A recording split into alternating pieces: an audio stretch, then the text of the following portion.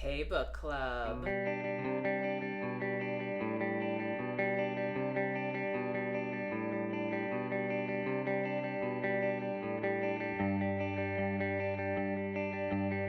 Alright, so we've got Vega Protein, just normal cocoa powder, peppermint, and mint extract, even though I have mint leaves from my garden. These are from my garden too! I'm gonna put them in a salad tonight, and feel free to ignore my dishes, I am human. This is full of cold coffee, and we've got some ice. Let's put it together. They decided water would be the way I die, but I swam anyways. It was my way of biting my thumb at them, at the gods who made me like this. To be honest, I hated the water. It scared me. I doubtless hated the fear more than the water itself because I needed it too. It kept me centered. I didn't used to need to swim. I didn't used to need to risk my life to clear my head. There was a time where singing did that for me. It still did. Sometimes. But not like it used to. Not like before my eldest brother died. Okay, we're here to talk about books. I am so embarrassed that I didn't come up with Hannah's Overbooked. Genius! Big shout out to Frosh666. You're so smart, I owe you forever. The first book we're gonna talk about is my book. I'm gonna make a drink every book club that will, well, today it's not alcoholic, but it probably usually will be. Ta-da! Magic required. Oh yeah, and it's gonna pertain to the book in some way. Look at all this. Books, books, books. This pertains to me. I love mint and I love chocolate. Protein shake, frappuccino. Well, you can't see the top half, but I posted a picture of it. Well, and these are records, but whatever, that's besides the point. Works for my sugar intake too. I mean, like my sugar cravings, because I love candy. This is my first book club video. I have no idea how it's gonna sound. I have no idea how the lighting's gonna look. This is all a big experiment and I'm just hoping for the best. So, if this is horrible, please bear with me. My novel, Magic Required, follows the story of, well, why don't I just read the back? I'll just read the back. Lachlan learned the hard way. Power attracts enemies. So does fighting shoulder to shoulder with a god. But that was a long time ago. Now, in the year 2047, Lachlan takes the public bus to his soul-sucking job answering phones. He lives to remain unnoticed. Then the vision started. That's when he knew the old world had found him again. And these weren't the fun kind of visions, if there were such a thing. They were the watch people die kind. The try to stop it before it happened kind. The maybe save some lives kind. These visions were powerful. And as Lachlan learned the hard way, power attracts enemies.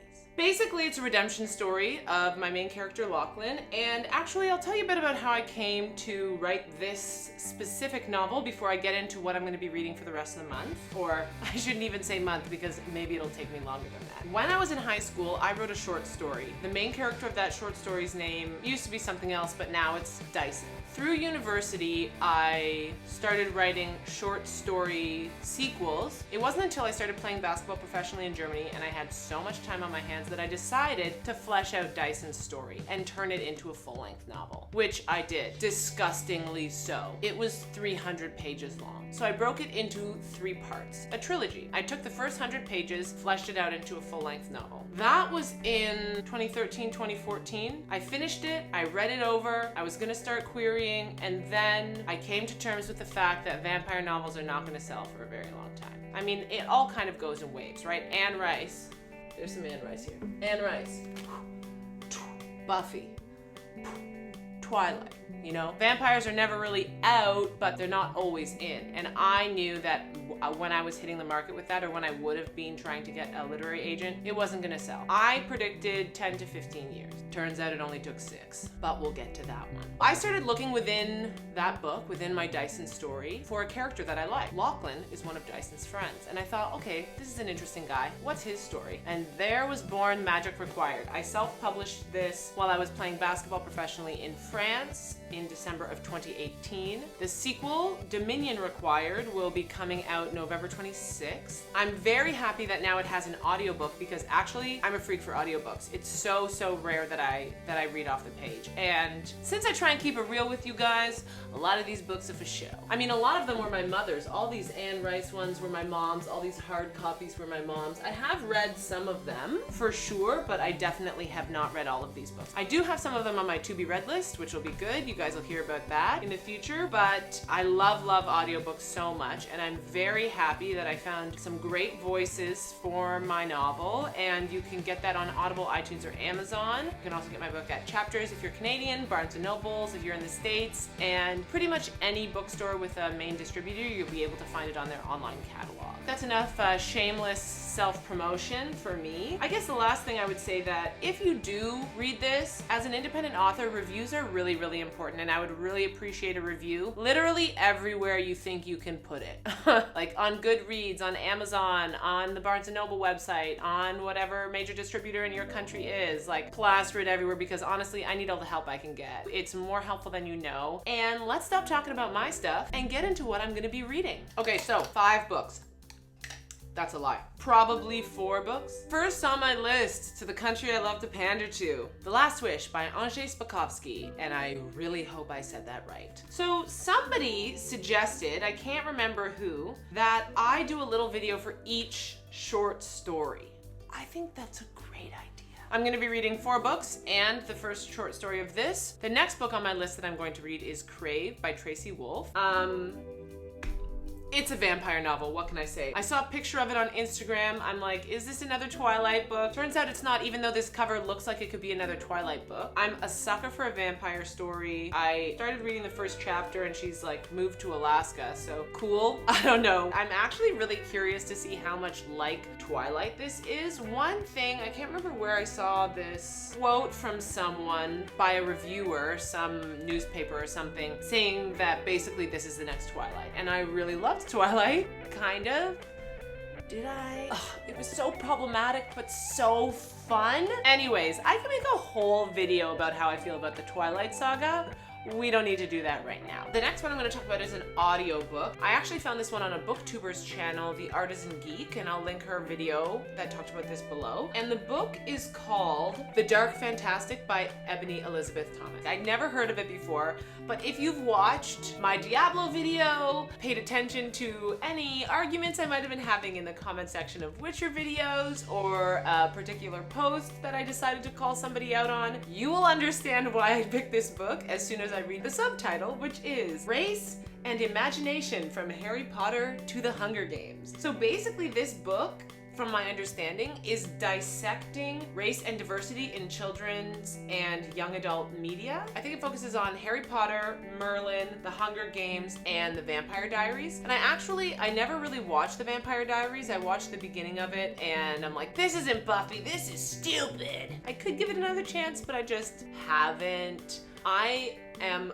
obsessed with Harry Potter. Anybody want to go toe-to-toe on Harry Potter trivia? I am down for it. Like, let's go. I love Harry Potter so much. I can almost understand the people who are so upset with some of the things that have happened with The Witcher because of how pissed I was when I first saw the Harry Potter movies. Now, looking back on it, I worked quite hard to separate the book from the movie as 2 separate pieces of art, but at the time I was so furious. Like, my least favorite Harry Potter book is the 6th one, but that's my favorite Harry Potter movie, and I think because I didn't really expect it to be great, and also that's probably the one movie that has the largest like separation. How did this become a Harry Potter brand? Back to the actual thing we're talking about. So it'll be really interesting to see how the author Ebony Elizabeth Thomas talks about race in Harry Potter, because I really know who I feel like the characters of color are, and I don't know if I've made that up in my mind or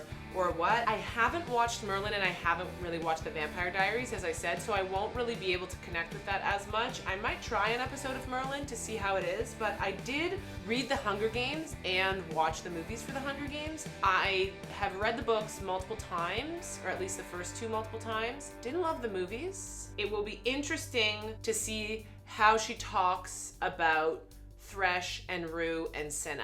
That I'm very much looking forward to. Okay, so the last 2 books that I'm going to be reading between now and the next time I post a video, which might be in a month and it might be way longer, I have no idea, is gonna be an urban fantasy novel and a romance novel. I have no idea what those are yet. If you guys have some good suggestions for me, please let me know. I've been on a bit of a romance kick recently because I am in the midst of writing a romance, and I haven't really listened to a lot of romance novels or read a lot of romance novels before about a month and a half ago. So definitely buckle up for some romance novel reviews as well. But I am gonna find another romance novel to listen to in the next month or so, and another urban fantasy novel, because I'm a sucker. I'm a sucker for urban fantasy. I'm becoming a sucker for romance novels. Like, I'm really enjoying how easy they are. Like, I turn on the news, I look outside my window, everything that's going on. That's not true. Outside my window looks nice. I have a balcony. It's cool. I feel like 2020 has been so tough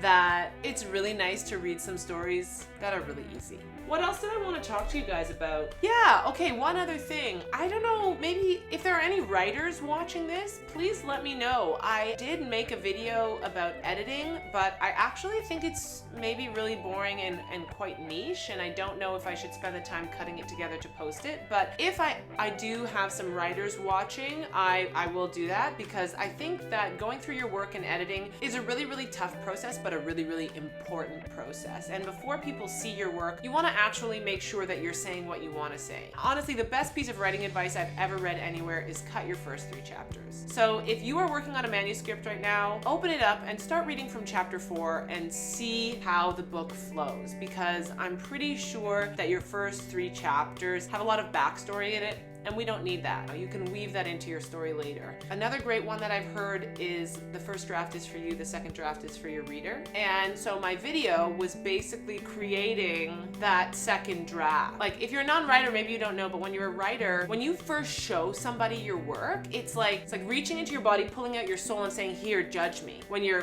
giving someone your work. So anyways, I made a video about editing one of my own chapters for actually my Dyson novel. I went back and looked at my Dyson novel and edited the first chapter, which was actually the 4th chapter, because I immediately cut the first 3 because they were useless. But I think that's it. If you like fantasy novels, give my book Magic Required a chance. I did write this book for the grown-up Harry Potter fans, such as myself. I also wrote it for someone like me in the sense that there is, I don't know how much you can see, but there's a lot of white space on the page. There are short chapters, short sentences. I've had people tell me they've gotten through this book in a few hours, and I've had people who don't often read tell me they've gotten through the book in a few days. So I would really appreciate it if you supported me by checking out this book. I am going to get into Crave and the Last Wish in the next couple days. I listen to audiobooks like a freak, so Dark Fantastic will probably be the first one that I'm done. And I would really love to know if you guys have any great urban fantasy or romance recommendations, and I will add those as audiobooks to my list. I'd also like to give a quick shout out to the ever elusive Erik Faucon, who wrote and performed my theme song. If you're a YouTuber, podcaster, or anybody who needs uncopyrighted music, I highly recommend you use Erik. You can hit me up on Instagram, Facebook, Twitter, or in the comment section, and I will connect you with him. I don't have a sign off for this video yet. I should have thought about that before I did the video. Do I do the same sign off as normal, even though this is overbooked? Anyways, until next time, may the force be with you. Live long and prosper, and don't let the muggles get you down.